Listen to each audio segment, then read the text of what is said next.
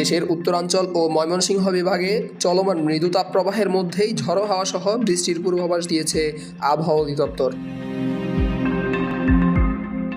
শনিবার 25 এপ্রিল ভোরে অভ্যন্তরীণ নদীবন্দরগুলোর জন্য দেওয়া এক বিশেষ সতর্কবার্তায় এই তথ্য জানানো হয়। পূর্বাভাসে বলা হয়েছে, আজ শনিবার 25 এপ্রিল দুপুর 1টার মধ্যে রংপুর ও ময়মনসিংহ অঞ্চলের উপর দিয়ে পশ্চিম বা উত্তর পশ্চিম দিক থেকে ঘন্টায় 45 থেকে 60 কিলোমিটার বেগে অস্থায়ীভাবে দমকা অথবা ঝড়ো হাওয়া সহ বৃষ্টি বা বজ্র সহ বৃষ্টি হতে পারে। এসব এলাকার নদীবন্দরগুলোকে এক নম্বর সতর্ক সংকেত দেখাতে বলা হয়েছে।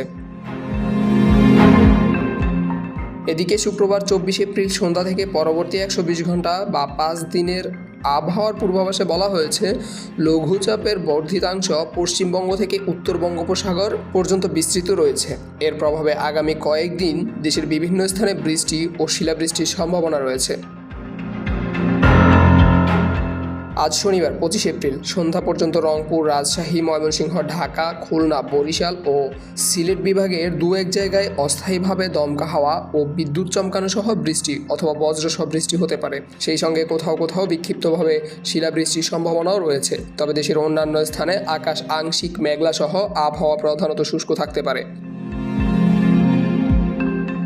সারা দেশে দিন ও রাতের তাপমাত্রা প্রায় অপরিবর্তিত থাকতে পারে। বর্তমানে ঢাকা, মাদারীপুর, গোপালগঞ্জ, রাজশাহী, পাবনা, সিরাজগঞ্জ, পটুয়াখালী, রাঙামাটি, বান্দরবান, লক্ষ্মীপুর ও ফেনী জেলা সহ খুলনা বিভাগের উপর দিয়ে মৃদু তাপপ্রবাহ বয়ে যাচ্ছে। এই তাপপ্রবাহ আরও কিছুকাল অব্যাহত থাকতে পারে বলে জানিয়েছে আবহাওয়া অধিদপ্তর। Abdullah Mamun, news desk, Public Tribune.